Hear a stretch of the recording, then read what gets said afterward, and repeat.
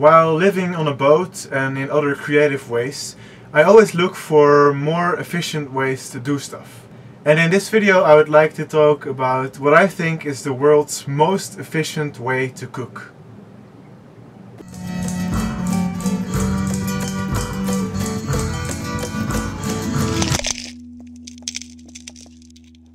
So in modern society, people tend to be rather inefficient when they do stuff.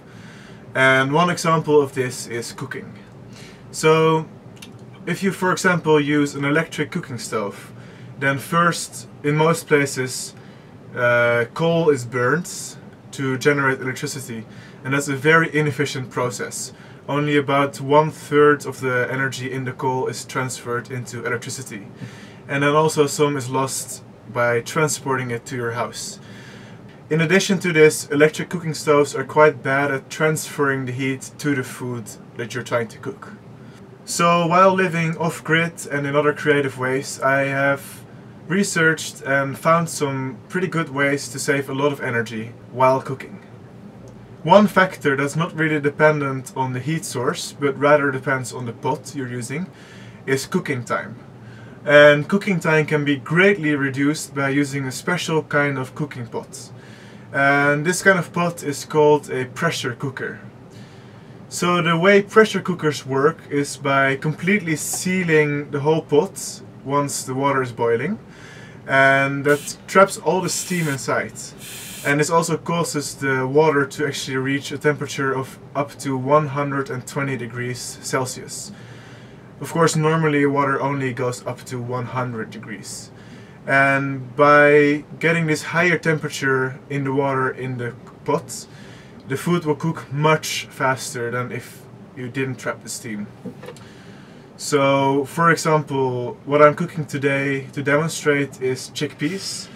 And normally chickpeas take about half an hour to cook in a normal pot. And that means half an hour of continuous heat being added to the pot. But with a pressure cooker, like I'm using today, it only takes maybe 5 minutes to heat the water to boiling time, and then maybe another 5 minutes to cook the chickpeas. And then after those 10 minutes you turn off the heat and you just let the pot sit for another maybe 10 minutes until it releases, and then the chickpeas are done. Of course, you can do the same thing with pretty much any foods. For example, kidney beans that normally take 1 to 2 hours to cook. It doesn't take much longer. It maybe takes 5 minutes longer using a pressure cooker. So I'm a huge fan of using pressure cookers, and I've used the one that I have for many years for most of my cooking. It can also be used for cooking stuff like fish or meat or basically anything that's cooked. It can, however, not be used for frying or anything like that. Another big benefit of pressure cooking is that you trap all the steam inside, which actually keeps a lot more of the flavor in the food. And the food is also steam cooked, not boiled, which means that it also retains more flavor and more nutrients. So pressure cooking is both an energy efficient way to cook, and it's also a very healthy way to cook. And you also actually usually save time while cooking this way too. Now, using a pressure cooker will greatly reduce your use of resources and your cooking time.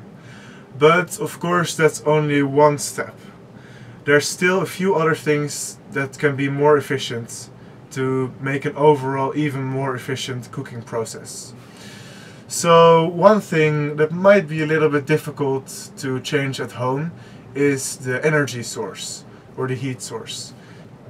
Pretty much the least efficient way to cook is by using an electric cooking stove, believe it or not.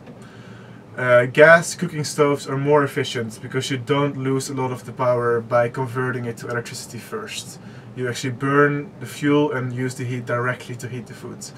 So gas is a little bit more efficient than electric. But of course there are some other options that are less conventional, but much more efficient.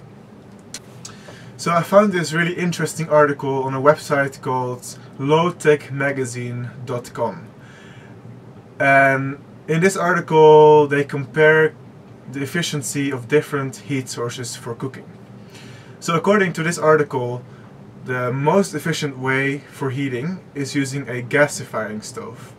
And a gasifying stove basically turns the fuel into gas, and then the gas is burnt, and then that heat is used for cooking. However, it might be a bit difficult to get a hold of a gasifying stove or build one, but a really good, easy to build alternative is a rocket stove. A rocket stove is very simple. It burns wood, and it's basically just an insulated burning chamber which is fed wood from the bottom.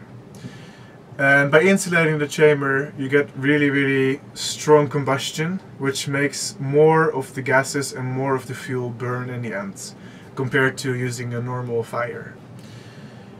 Another fun fact is that actually using a small well-tended campfire, according to the article on lowtechmagazine.com, is more efficient than using an electric cooking stove, believe it or not.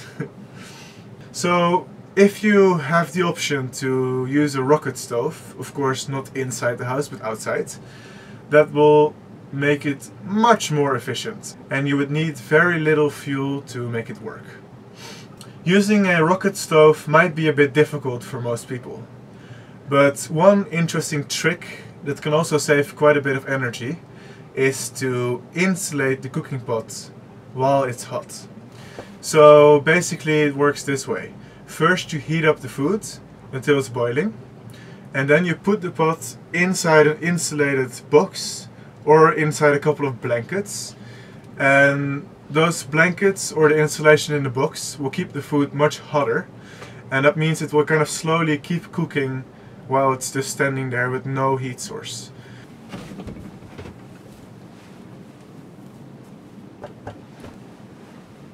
You do need to be a little bit careful with this, because if there's a lot of food in the pot, it might be warm enough to actually burn or melt the blankets.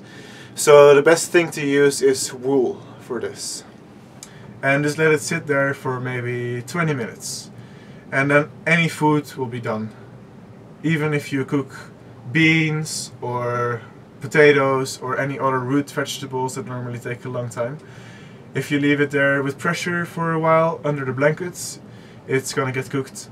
So this way you only need to use energy to actually heat the contents of the pot, create a little bit of pressure, and then you move it into the blankets. So with most meals you can make a huge meal and it will just need an external heat source for maybe 10 minutes, and then it will completely cook itself afterwards. The same kind of meal might take an hour to cook, with continuous heat being added in a normal pot.